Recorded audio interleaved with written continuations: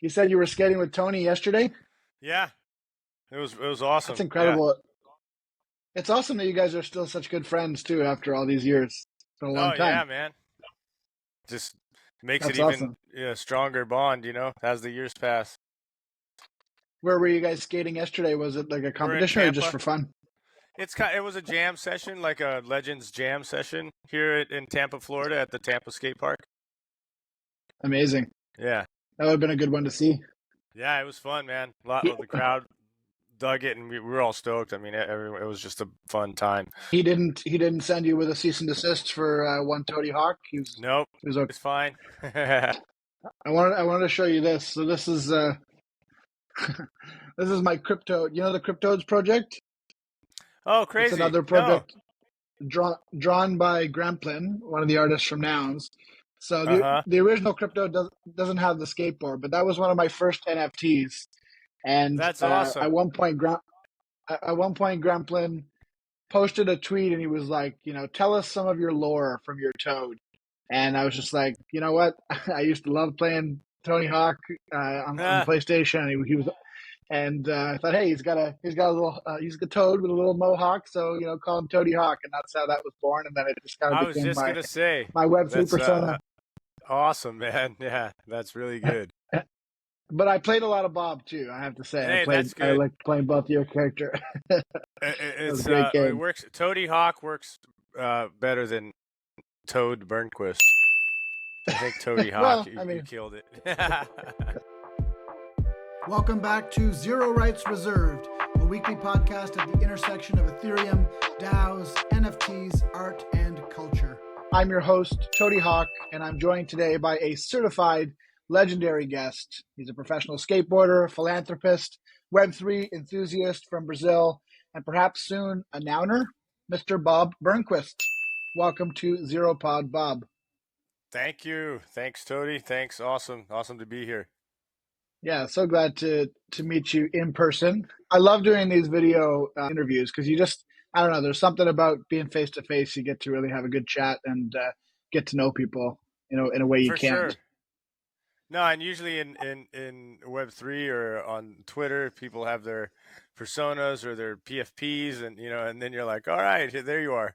All right, let's go sort of way back because I'd love to hear a little bit about your origin story. Tell us about your early days in Brazil. You grew up in Rio, I believe, and you skated from a pretty young age. I think you started when you were like 11 or 12 and went pro by 14. So what was that like as a young kid in Brazil? Sure. I was born in Rio de Janeiro and raised in Sao Paulo. Um, I started skating when I was 10. I actually had this soccer ball I let a friend borrow, and he lost the ball. And then when I was at his house, he was like, "Well, I don't know where that ball is, but you can have this board." It was like an exchange. It was like a little fiberglass board. So you almost became a professional footballer, but it was just that close. You know, I would have stopped. I'm asthmatic, so even if I kept that ball, I don't think maybe a good goalkeeper. I mean, I wasn't the goal because I was fearless on that in that sense. So, but yeah, I mean, and then growing up, this was in Sao Paulo, and then just a little bit after, and this was back in '87, just like just a little bit before, and Yeah. our Constitution was written in '88. So this was like right before, all that, so we kind of started in a dictatorship and then ended up, passing that. So it was really weird at first. I remember like you couldn't really hang out on the streets, and people would, police would treat you like criminals. I mean, in a way, it was good. I guess being accepted is cool, but I think not being accepted was cooler because you just be on the other side, on the rebel side of my personality, like that. But Yeah. obviously, being oppressed is not cool. And having taken your boards away and like all that, and just kind of like putting you in handcuffs. I mean, they had kids in handcuffs. I mean, just try to scare you out of like not skating So in it the. was illegal to skate? Is that what it Yeah, it was at was that illegal time? to hang out in the corners, right? It was illegal to congregate after a certain time, but this was like, I mean, I was merged Amazing. at the end of it, so like people that were older than me like lived a little deeper, that whole experience. But Hmm. once that went through, like we had pushback from the mayor, pushback from, like he was coming on TV prohibiting skateboarding. It was just it was Crazy. just a misunderstood transition, right? It was just like, no, this is too much of a rebel movement. Can't have that much freedom. Because skateboarding is freedom, right? It's like, I mean, as an expression, more so than any other traditional sports, just because you really do what you feel and you express how you feel. You can do the same trick that someone else is doing, and you can do it completely different. You can come out with passion in a different way. So it's a completely different game. So I guess that scared, conformists, in a sense. But but that was my, experience growing up in Sao Paulo. And then a vert ramp, ultra skate park was open just 3 blocks away from my house. And then I started skating that, and that was that, but it was, you know, growing around like a lot of poverty, a lot of contrast and economic experiences, right? So that was, intense. I really didn't understand it much. Then obviously as you grow up, you start getting a little bit more, but like it was just like skateboarding was an escape. And it was just a dream of like, hey, just having a good time, having fun. Obviously it wasn't like, hey, I'm gonna become the world champion, or I'm gonna, do this. But it was like, I just want to skate for the rest of my life. This is amazing, and learning tricks, right? Just progressing. I mean, to me, it was like a way to find the passion so that you, in a way, kept a straight line, even though with a bunch of turns, right? Like, so you just want to make sure Yeah. that you're on a track of like, you know what you want, you're in love with something.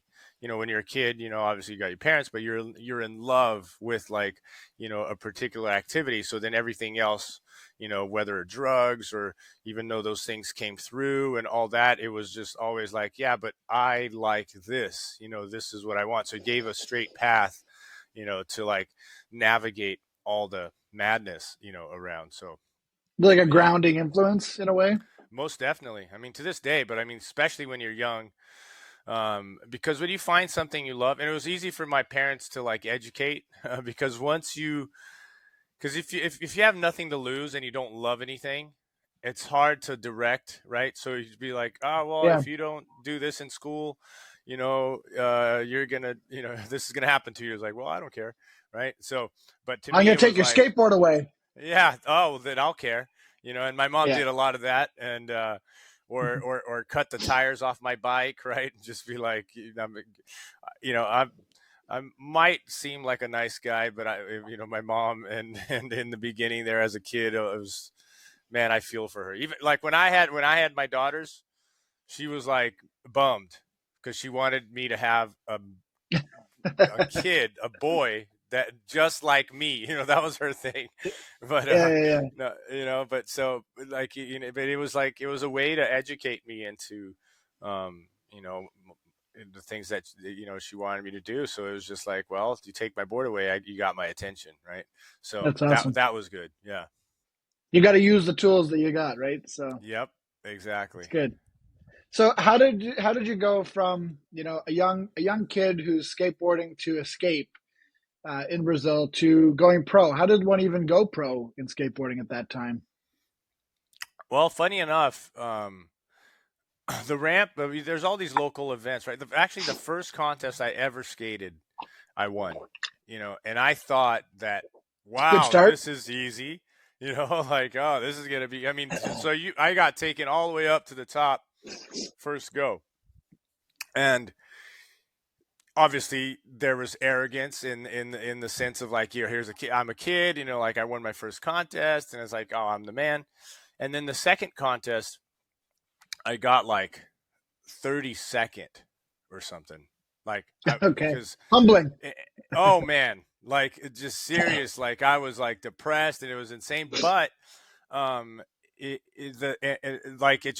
gave me such a hard hit that my third contest, I skated just goofing around. right? Like I was skating, but I was like goofing tricks and like laughing, like my dad took me to the contest, and at the end of the contest, like he was like walking back to the car, and he just wasn't really talking to me, and he was just like, I was like, "What's up, Dad?" He's like, "Well, next time you want me to bring you to a contest, like, I mean, I'm not even getting out of bed if that's how you're going to act, you know?" And then I was just like, well, you don't get it, you know, like this is how we are, da, da, da.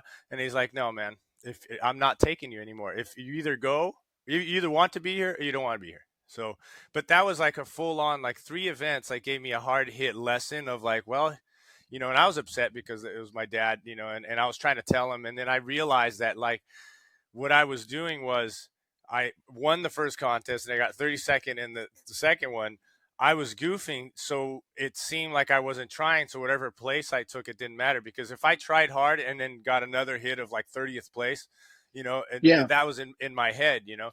And then after that, it was just like, all right, I'm skating, you know, the contest full on, and whatever happens, happens. So to that day forward to this day, that's why when you see footage or all my contests or all, you know, all the skating is like 110%, because if I don't want to be there, I just don't go, you know. It's like, hey, this contest, but well, I'm just going to stay home and learn a trick.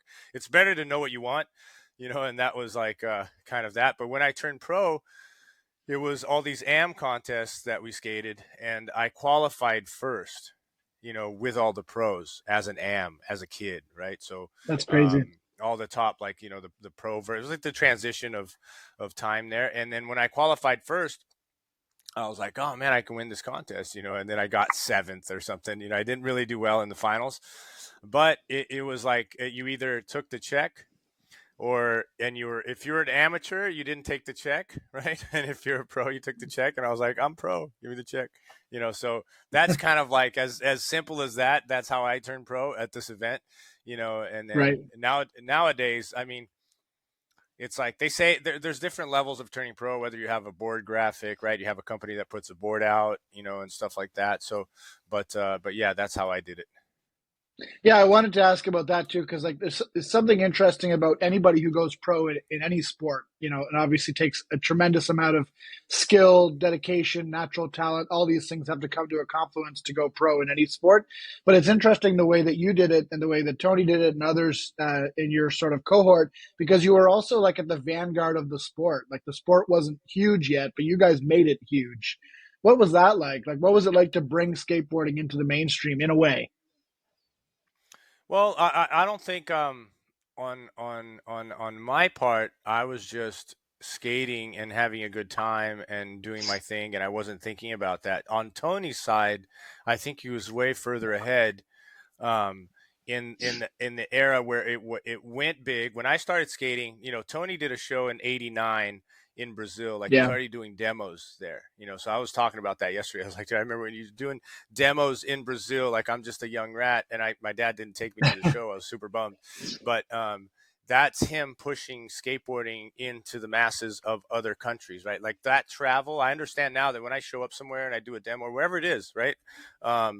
You create waves, right, of like inspiration and push and energy towards that scene, you know. And he did that. Christian Hosoi did that, and that just fired up and fueled up the scene. And as skateboarders like Lincoln Ueda, who came before me, got like 4th place in Germany for the first time as a Brazilian skateboarder, you know. So all of us start believing like, oh, this is incredible, and then Tony's there pushing and pushing and pushing in that mainstream field. Now, when I came around in '95 and skated this Slam City Jam contest and won, I got invited to the first Extreme Games, right? This is the first time, you know, the big TV happened. I mean, I guess in the 80s, a little bit of that happened, like Swatch Impact Tour and like all the stuff that was going down. But like and then it revived, and then Tony was there for the first one, and he almost like came back from retirement to like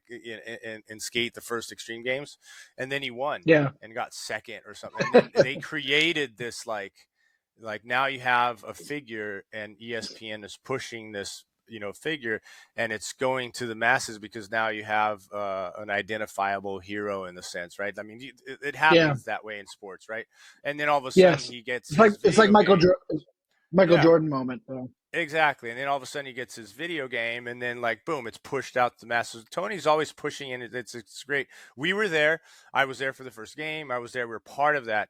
But Tony definitely carries and punctures through, and creating that bridge. So Can you talk a little bit about Tony Hawk, the game, and how you got involved with that and what that was like? Must have been kind of crazy to be involved in that. sure. Before I go into that, in Belgium in 1993, I went and skated this. I went to Germany to like skate the events in Europe. So like when I landed in Germany, I broke my foot the next morning. It was like super. Man, I Oh was so no. bummed. It was like the day after, right? Like I slept in the car and then like went to the park and then broke my foot on a kickflip kick turn. It was like some weird little um, bail, and then Hmm. the weekend after was the contest, and I was like, I'm skating this. So I skated on a broken foot, super painful, like crazy painful, but I had to Oh my skate, right? And gosh. then, so all those guys were like, oh, what the hell is this crazy kid? So they're come talking to me. I'm like, dude, it was just all my idols, just tripping out. But I couldn't skate. I couldn't show my skateboarding, and it was just super frustrating. And then when I went to Belgium, Yeah. the weekend after, I was like a little better. I mean, it's 2 weeks after a fracture. I mean, it was like just a little better, but I was able to skate a little more. And my run was after Tony Hawk, right? And I was just like, oh my gosh, this is insane. So I did a nose blunt back revert, and no one was really doing that at that time. And they were like, oh man, they'd come and talk to me. And then that night we went to, get something to eat, and everyone was hanging around. Tony Hawk is playing pinball. Like he was like, he's like, and then and I was just looking at him, and Tony's really good at helping people not be uncomfortable around him, because obviously it's Tony Hawk, and Yeah. definitely learned a lot. And people come up to me, so you try to like bring it down so it's not weird, but he was just like, hey, you want to play? And I was like, yeah, like so I played pinball with Tony, and Wow.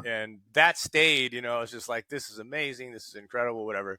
Went back years later, 95 happened. I won Slam City Jam, got invited to Extreme Games. So I started skating with him a lot more and in the scene. Then I started winning where, he got second, I won, and then the other way around. And then all of this like back and forth. So you would think that Tony or any other top competitor, that if an opportunity like a game or anything in that matter came, like he wouldn't involve me, right? Because in a Yeah. way, it's like, hey, I'm gonna throw sand in this kid's, truck, as he's like Yeah. coming up.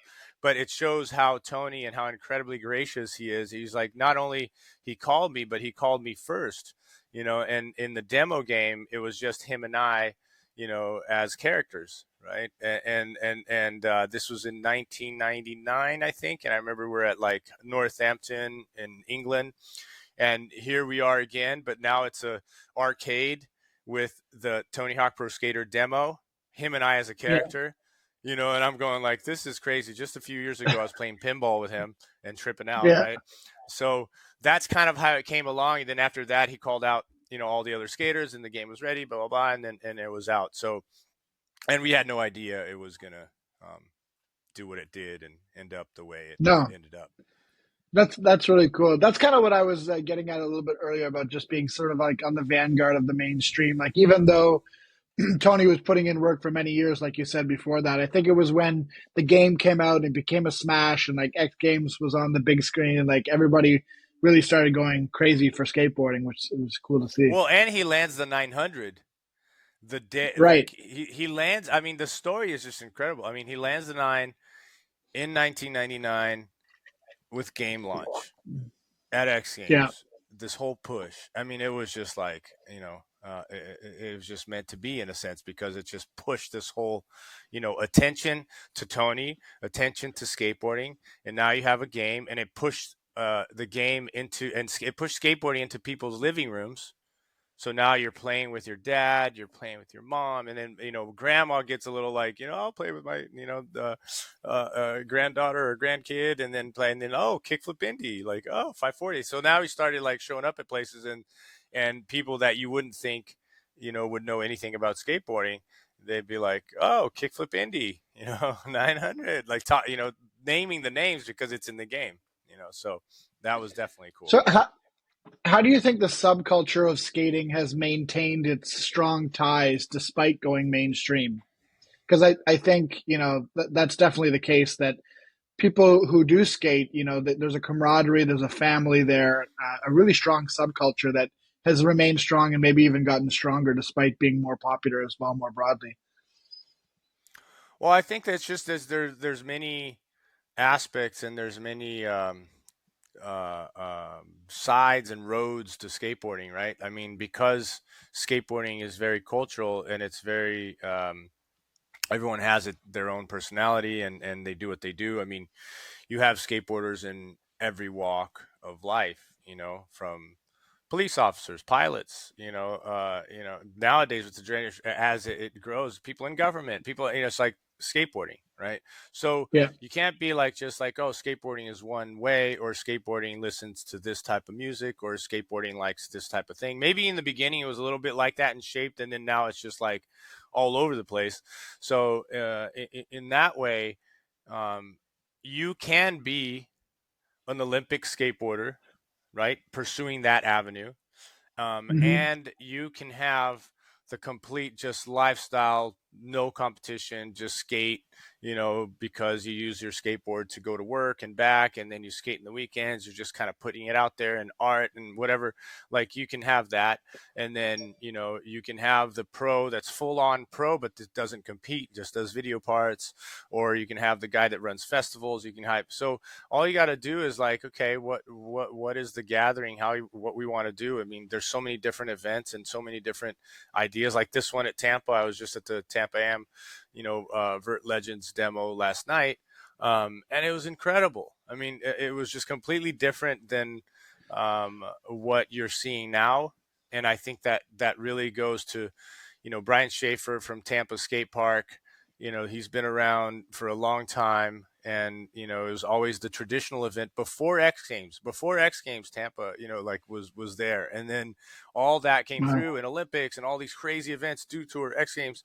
Tampa was always there, and now it's like coming back full circle, where you can have those crazy events that you see, the qualifiers and all the stuff for the Olympics, and then you go to an event like last night, and it's like fire breathing people on the roof.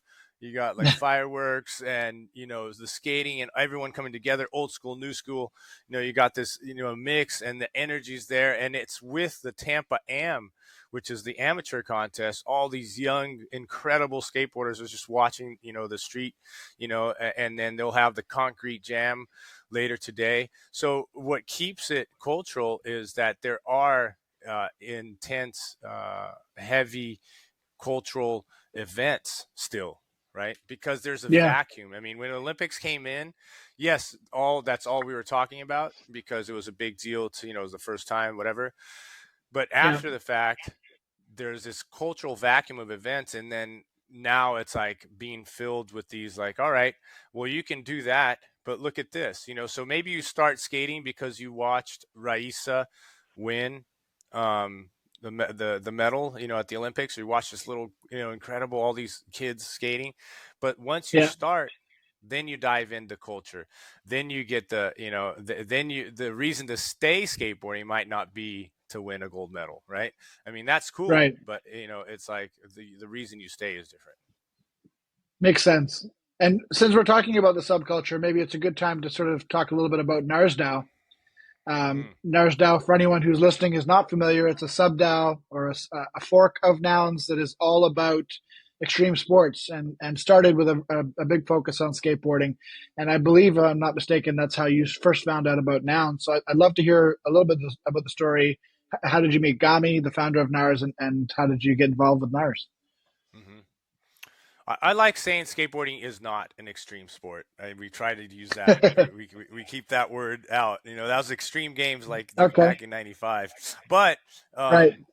it's funny because whatever the name doesn't matter. But I think that the main thing is that there's this like lifestyle, like high performance, and activity that is crossed over now into all these different, like you can add surfing, skating, snowboarding, skydiving, moto. You can add all these things into like, bundle it up so you understand what the vision is.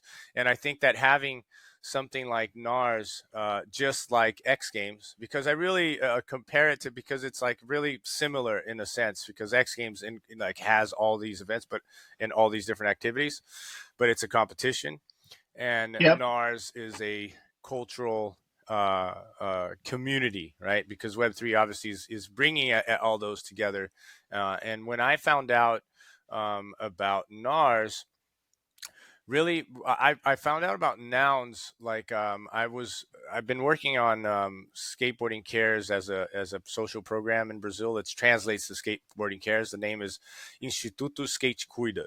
So Skate Cuida is Skateboarding Cares. So when I was doing that, I'm obviously as an looking for donations. So I was constantly proposing brands, people donating for this, that, and then came across Nouns as an opportunity to put a prop up. These guys from Paradigm Education here in Brazil, they have some incredible crypto reports, and there's a great group here.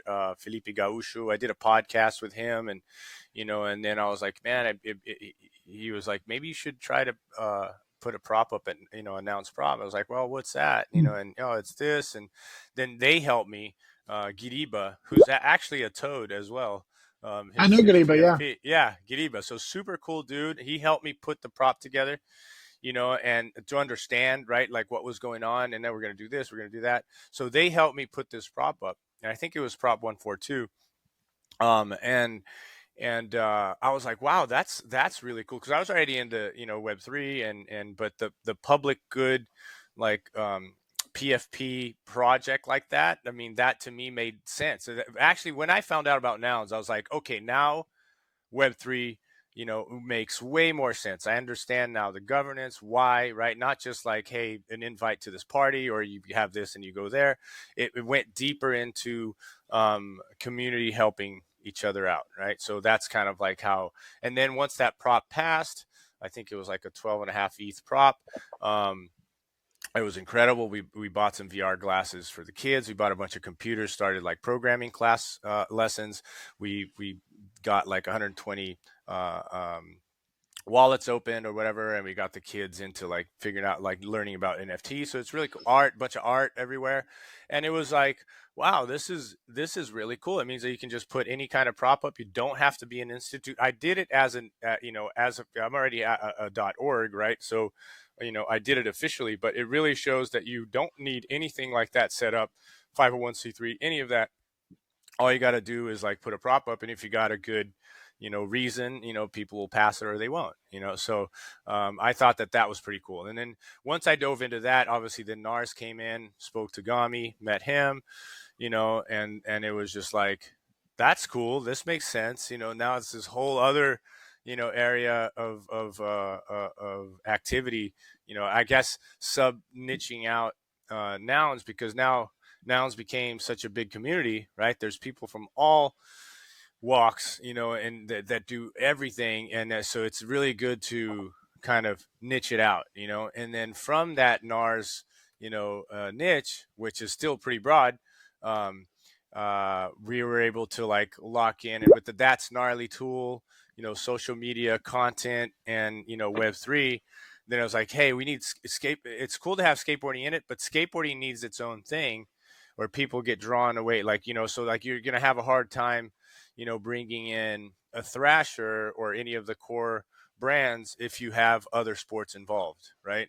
So then that's when I was talking to them, and then that's where we came up with a Skateboarding Cares section of That's Gnarly. So now it's cool because then they niche out. You got Surf Guru DAO, you got like Skateboarding Cares DAO, you got the Flying Nomads or whatever, you got the the air stuff. So it's cool to split it up and then kind of each have their own thing. But it really, I think, having NARS get started like that, just exciting, and getting people into, I guess, getting people on chain and learning more about what this does. And public good, I think, is a way that grabs people attention because it grabs their heart, right? So, I mean, I think that's the best way. Yeah, I think that's so true. And what you said about niching it out is really important too. I've often said that if you're trying to create if you're trying to build a brand like maybe Nouns is, it makes so much more sense to build it out in different regions and different languages and different cultures and different subgenres because people already feel connected to those communities, right? So then, like you said, they're already connected to these people who love skateboarding, or they're already connected to these people who are Brazilian, or they're already connected to these people who are Japanese, or they speak the same language. And then the Nouns gets built on top of it. And it's very easy for them to build strong communities. That's right. No, that's totally right. I mean, and it's incredible to see just how strong it gets, even at a weak uh, point moment in the sense of like Bear Web3, market right? vibes. Yeah, bear market vibes and misunderstanding, and obviously a lot of hits and a lot of drama. So it's at a time where it's like, well, if there's anything that um, makes sense now is to highlight projects that are real, right? So anytime you drop off the fakes, or even the fakes or just the waste, right? Or any kind of like, I mean, what is the reason here? And then once you realize that what's behind it is public good, what's behind it, is trying to help each other out, you know, uh, it's actual, the democracy in voting here or go there or do this. I think it's the type of project that should be highlighted in giving the space a better image and name, right? Because if you put two projects aside and you have one that's just about some expensive NFTs, and that's cool if you got the money you want to spend on that, it's all good. But then you have this other project that, yes, they're expensive NFTs, but that goes to a treasury, and then the treasury, gets used for public good. And obviously you can pass. I mean, it could be public good or not, because I mean it's about voting, right? But mostly it's about public good. So then Yeah. that makes more sense, right? And then you highlight that type of project, then you start bringing a little bit more positive light into the space again, and I guess you create the And momentum also, to. nouns are expensive, yes, but Gnars DAO tokens are not that expensive. Little nouns are not expensive. Food nouns are not expensive. So because of the CC0 aspect, there's all these other ways people can get involved and still do public good without having to shell out 20, 30 ETH as well, which is nice. Mm-hmm. For sure. No, I mean, it's all about the different size treasuries and what you can do, right? I mean, but what I'm saying is like the expenses, as far as it being expensive, it's really relative. But when you compare the top expensive projects, the Nouns just like goes by far the best one because of its motto behind it being expensive, not Yeah. just because you can be at a certain party or with a certain thing, or just whatever. I mean, if you want to flaunt that you spent all this money on this NFT because you have it, that's cool. But having a reason behind it is much better, and if that reason is helping each other out, even better, right? So and that's how you get people. I think that governance and props and that kind of tool is what brings more and more people in, because I got excited. I was already in it. I had my NFTs on Tezos, right? I was like, oh, this is cool to connect with people, and this is awesome, and this is that, da da da. But once I realized that you can actually, put up a prop on something and then pass a 12 and a half ETH prop and help these kids out and buy these computers and make movement like that. Because I mean, I can ask a Web3 community for money, or I can ask a Brazilian bank for money. I'm sponsored by Bank of Brazil, and Yeah. we do incredible things together, and we do awesome things. And then I can ask for a drink company money. It's the same. You have to put a prop up, you have to present it. And that was always my meetings, because as a social, heading the social program, I'm always asking for money, to help this and to Yeah. do that. So when I found Nouns, it was like, oh, this makes sense. It's the perfect fit, and I get this, so that's exciting. And then you get more excited about the governance part, and then having social media with governance. It's not a like button, it's a upvote. And as you vote, you and support, you get governance tokens, and those governance tokens help you pass props, submit I mean, that's like once people get that, I think that it's just going to be an exodus, because the more and more people understand it, it makes way more sense. Even physical product that you can buy. I sold a physical product on skateboardingcares.com. I was at an event at Blockchain Rio. We had a stand. I'm a partner in NFT Brazil. So we put up a booth, and we're at Blockchain Rio, and this guy was like, "Hey, I want you to be a part of the podcast." And I was like, "Well, sure, just donate something to Skateboarding Cares, and I'll be a part of your podcast." Right? I was just busy, and I was just like, "If you do that, I mean, I'm there." He's like, "All right, well, I want a board. Can you sign a board?" I'm like, "Sure, I'll put it up on skateboardingcares.com shop." And he purchased it as we were doing the podcast, so his experience there, and his Google account, and then put his credit card in, and then bought it. But it was a physical product, and then he got some governance tokens with it, so we were talking about it, and it was super easy to just kind of flow through there. And so I think more and more you're going to see that, and if I can help it, and as I'm progressing with the tool, I want to add that feature and add a lot more option on the physical product side. Talking about public good, we had a guest on our podcast about a month ago, Benji Panda from Optimism Collective. And the Optimism L2 has done a really good job of rewarding people who contribute to the collective and contribute to Ethereum with retro public goods funding. And one thing that Benji said, which really stuck with me, is that he loved, part of the reason why he wanted to work for Optimism is because they're integrating public goods funding with like the financial layer, which kind of touches on what you were just talking about there a moment ago, Bob, where like trying to raise funding for good causes, you're like going to all these different places and asking here and asking there, and it's such a huge unlock with blockchain to be able to just say, if you like this, buy this NFT, and it's like a one click in a way, and all that ETH or all that money can go to Skateboard Cares or at any of these really great causes. So what are your thoughts on the future of public goods funding, in the context of Web3 or in the context of NFTs? Well, I look at like a project like the Uganda skateboarding crew there, right? They have their social media, and a lot of us were, I got experience from just watching these skateboarders skate this crazy park that wasn't really that good, and little mega ramp thing, but they're just ripping. Boards aren't that great, right? And they're ripping, and they're putting the footage out, on their socials, just like Skatistan or the Afghanistan social program there with the girls and skating. You get to see that because of social media. But to help them out, really, it was like you'd have to find out, who's doing the foundation, and try to see if you can get, some money to them. It's a little, or even like the skate park foundation that Tony has, like they built over 800 parks, right? Like, so, but you have to find a way to help them out, right? They're either reaching you out, to get a donation.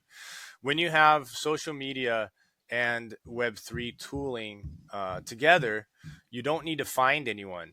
You just support, right? You don't need to go and, how do I? No, you just go and you put a video out, and you can, support with $3, and people all around the world can support with however money they got, but directly into that project. So I think that to me changes the game to helping each other out as a community, but it just making it easier to help, to help out. And then once you understand that the more you help, you have an opportunity to get help, so if you help a bunch, you get governance tokens, then you could submit your prop, and then you can vote, and you can get people in your social media to understand, or other people that are, adding content could add your initiative, whatever it is, just like you would if you go buy a product on Amazon. You have a ton of different ONGs to just choose. Oh, I'll do $15 to Greenpeace or whatever, right? Like I'll do this to that. It's just like kind of like that, but just in a wallet setup. But now the whole time that content is up, as a NFT, and people are supporting it, that's the division that it goes out to. So you can connect content to initiatives and then push that. I mean, to me, I think that is really, because skateboarding is all about helping each other out.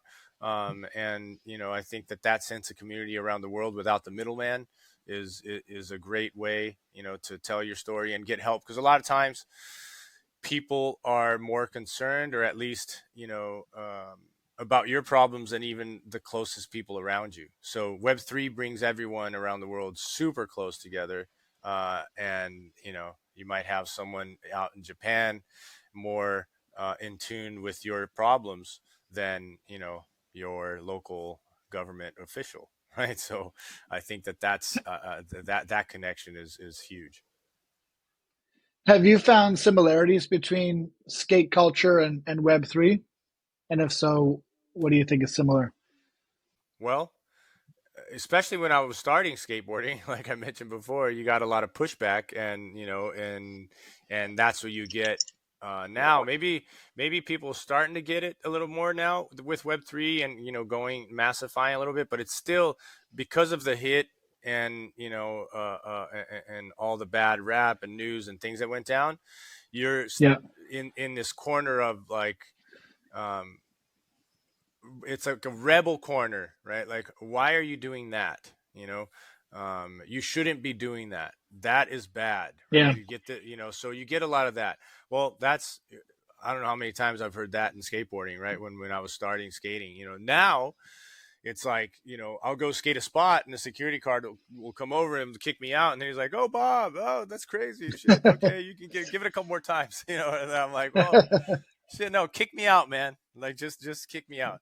Um, I but just want to get kicked out one more yeah, time. exactly. Or you're running from cops and you're a pro, right? Like, and you're not running. You're running because you're skating somewhere, right? So it's like there's that similarity, even though that kind of feeling never goes away. Depending on what you do, if you want to just feel that again, just go jump into someone's backyard to skate a pool without permission. You're gonna Yeah, get caught. The cops are gonna call you. You're gonna get trespassing. You might go to jail. If you want that feeling, that's there. But I mean, you can always knock on the door and say, "Hey," and they're like, "Oh, well, that's crazy, Bob. Or give me a 6-pack," and you buy him some beer and you go skate. There's ways to yeah, talk to people. And I think that, um, in a sense, Web3, even though it's got this like bad rap and all this negative energy towards it, there are ways to talk to people and to have the public good side is a way in, to people to get it more and to understand it more and then break the barriers, right? So we're breaking barriers and peeling layers, so that's what's going on, and that pushback is very similar to the rebel aspect of skateboarding, or the punk side, or what have you, right? It comes from that. I mean, Crypto Punks is a project, that's kind of like how it was born in the sense, right? So it's kind of Mhm. like cool to see how you can be mainstream, because to me Nouns is mainstream. It's like, It's even getting though there. it's in this, Hopefully, no, but within Web3, it's right? like Yeah, this top project. I mean, it's a, it's something that you talk about a lot more than all these other projects that we're talking about, and Nouns there. And it's like, if there's an example, I mean, to me, it's like, the Nouns DAO. I like using it regardless of what, my involvement or how I've been a part of it. Like, since I learned from Nouns DAO, I use it a lot because it is an example of peeling layers and breaking in and trying to get people to understand it more.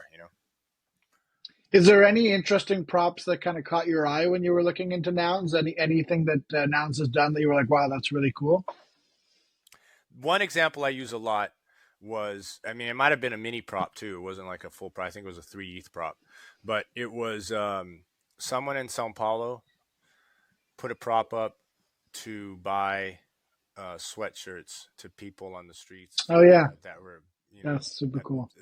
that to me was like, wow. I mean, I use it all the time. I'm using it here because you asked, but like, I think that, when I mention it, it just kind of like, it's all about wanting to help, and it doesn't take a lot, right? I mean, it's 3 ETH, and you punch it the sweatshirts, you put the prop up, you did it, went out, delivered it, cool.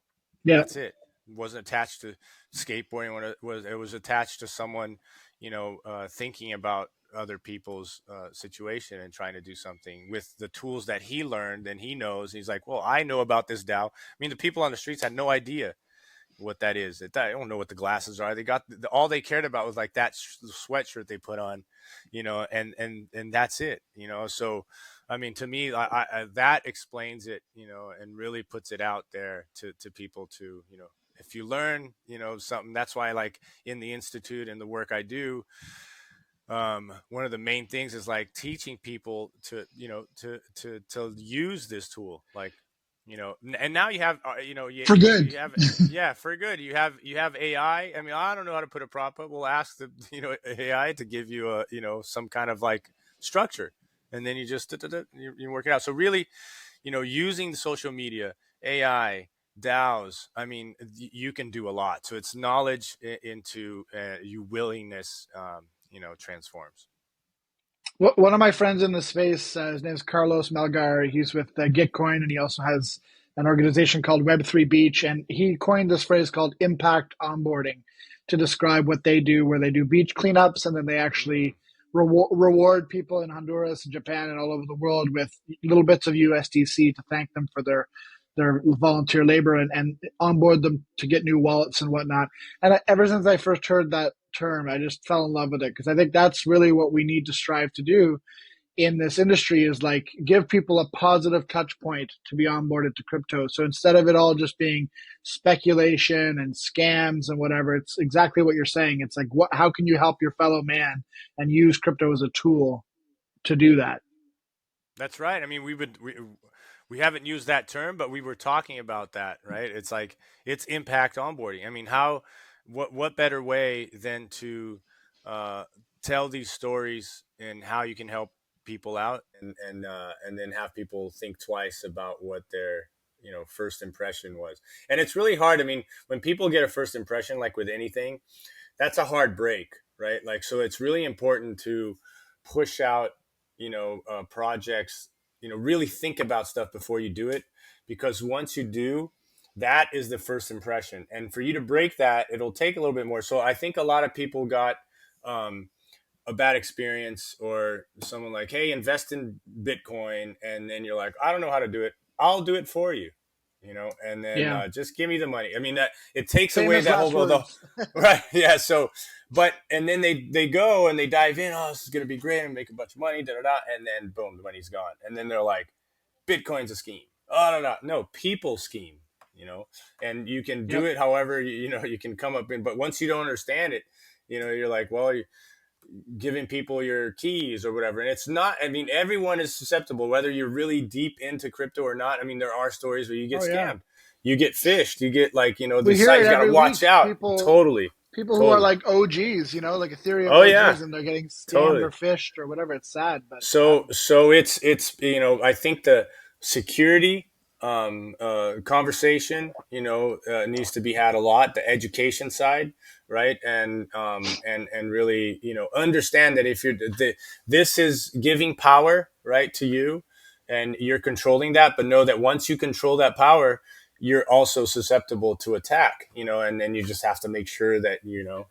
you it's control like it right. it's like that cliche, with great power comes great responsibility. Exactly. But it's a cliche for a reason. I mean, you're literally carrying your assets around on your back at this point. You are self sovereign, and that is great, and it's freeing, and it's all these amazing things. But it's also scary in a way if you're not prepared. So that's one Totally. thing we try to do at the Noun Square. We try to sort of have that focus on education, so people can feel a little more educated, a little more ready for the challenge of custodying your own assets. It can be Most definitely. harrowing sometimes. Yeah. As we start to wind down here, I do want to talk about the proposal that's currently up in Nouns DAO. There's currently a proposal up to retro gift you a noun, which is a skateboard head noun, of course. What else could it be? And I'd love to ask you a little bit about your thoughts on this prop, and the prospects of potentially joining the DAO as a governing member. Sure. Well, first I got to thank Gami for putting that out. It wasn't something that I reached out to him or was like, oh, I'd love to get a noun or whatever. It was like, the whole time, that I was involved was through the Institute, and, trying to help, putting props up to help the kids that we were working with. And, as a part of NFT Brazil, I was a part of that prop, to push and try to get people to into NFTs and as a whole country, right? Like we did our first Yeah. event at the Biennale, which is a big traditional place. So it's just really cool. As I'm involved, obviously Nouns is there. And then the Gnars thing, right? I had my Gnars and a part of that's gnarly. Oh, this is cool movement. That's, so just always there pushing, and being involved. And then all of a sudden I get a message from Gami, and he explained to me a little bit about what happened, the recent fork and all that was going down. And they had this, he had this idea of bringing people in that instead of just having someone come in and buy all the nouns that went back into the, in the treasury, and they just like try to onboard people. And he thought that the skateboard head, and because of my involvement, he wanted to put this prop out. What did I think? And I was like, wow, man, that's Yeah. super cool. That's awesome, but that's a lot of responsibility. Let me read it out. What do you expect? I mean, what's the deal? Because I wouldn't take it lightly, and I don't. And for the longest time, even before this prop, even though I wasn't in that afford mode to get one myself, I would reach out to other friends and investors. I have a couple of companies I raise money for, and just the people I know. I was trying to get them to buy a noun, right? Like a couple of Okay. Brazilians. Yeah. Like, hey, why don't you look at this? The guys from, the agencies that run the WSL events, street leagues, all the events like here in Brazil, like some of them, one of my partners in Pharmaleaf. And I was like, hey, if you get a noun, you don't have to learn and know about what's going on. You can delegate it to me and we can create this movement. So I Yeah. started pushing and moving in that sense, to try and in some way create like a little group of action sports or activity, and then all of a sudden it didn't, I was pushing it, didn't really go through, or still educating. And this was even before the fork. This was like, might have been like a year ago.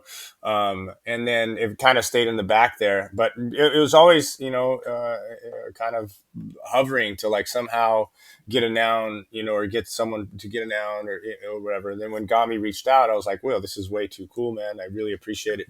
But what do you expect? Right. Like, so I think at this point it's like, I think in the beginning he wrote something like I was going to be too busy and I wasn't going to participate in governance so much, but I would delegate whatever. And then I was like, no, man, not at all. I mean, I would try to be as active as possible. I super dig the governance side.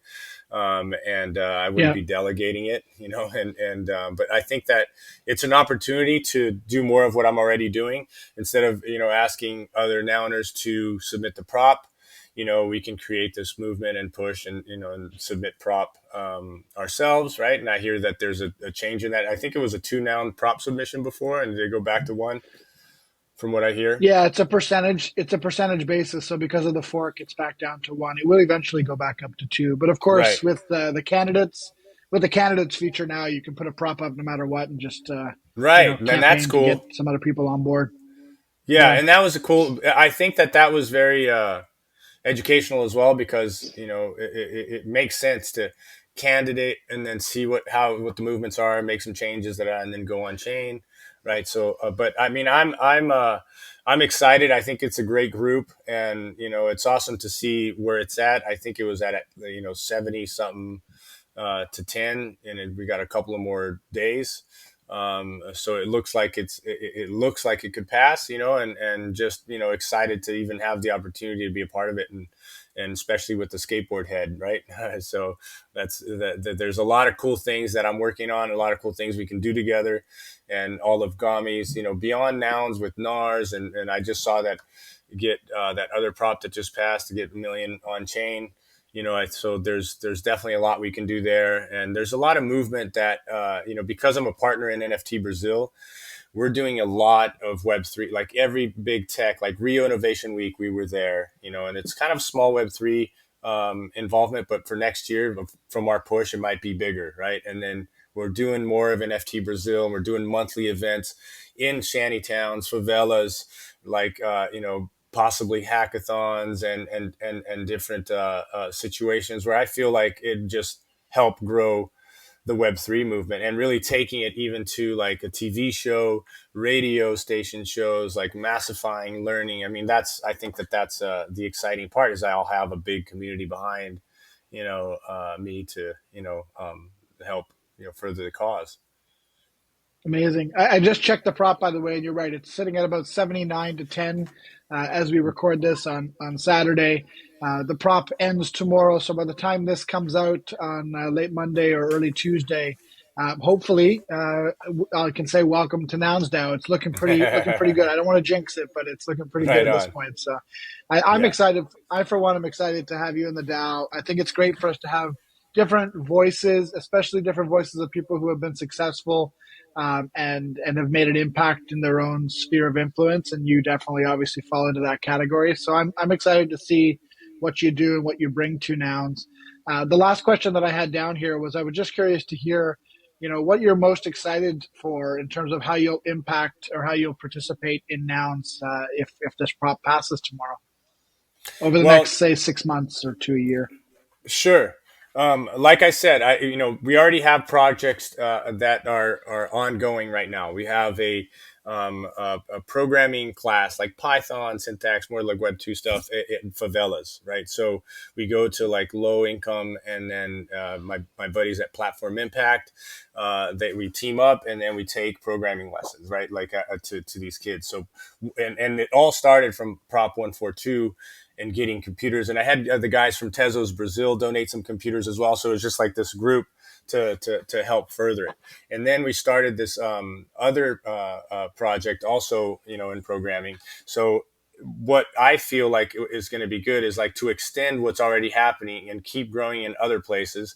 They always have skateboarding, obviously as a tool, as one of the main things, but that is like, first bringing, because you got to learn to read, right? And then like English, and then Yep, programming, right? And then Web3, and then later it's Web3 true. programming. But for you to like get into that, you have to have a reason, right? And if the reason is to better your community, then you're going to Yep. dive in. And a lot of these guys, it's normal for the younger generation to understand what's going on than the older generation. But as we push this through and really, it's going to go pretty close parallel to Skateboarding Cares Institute, right? Because it's what I do, and and if I can keep that, and any prop that I put out for any program that I want to do for the institute, that I go to Bank of Brazil or go to any other sponsor, right?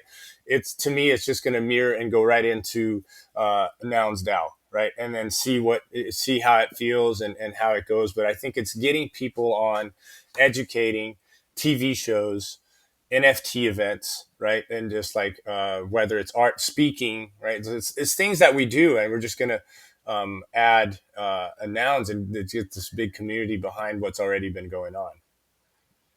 Amazing. We can do some impact onboarding together, hopefully. That's right, most definitely. I love it. You said you have another event later today, a concrete jam. Is that what you said? You're skating again, or are you Yep, going there's to the watch? concrete jam. I'm gonna go watch those guys jam into the concrete. I'm just gonna. I had a blast last night. I'm gonna just chill and watch. It's just the madness, but just go interact. And one of the cool things, I've been talking to Skate Park of Tampa and all those guys about Nouns, about Gnars, and about Web3, about skateboarding care. So I'm really here to push that. I've been telling them there's like this organization called Grind for Life, and they raise money for cancer. Mike Rogers, for the longest Wow. time, as these other guys are bored for bros, right? I'm like cruising around the event, and there's all these little booths, right? And there's so many booths of like, helping in a way, right? So like 501c3s or organizations, bigger things. But so to me, I'm looking to talking to everyone. I was like, dude, have you guys heard, of like putting up an initiative, Web3, like check it out, skateboardingcares.com. So I'm going to try and be here to keep pushing that and bringing that into that crew. I mean, it seems like they're just fresh for it. I love that. Well, from everything I've seen, you're making a very great ambassador both for Web3 and for crypto and for NFTs and the positive side of all that. And I'm super excited to hopefully welcome you into the fold of Nouns and add that to your arsenal, like you said, of different ways to impact some of these people and make a difference together. That's right. Really appreciate it, Toady. Super stoked. Yeah, man. Thanks so much for the time. It was awesome to meet you.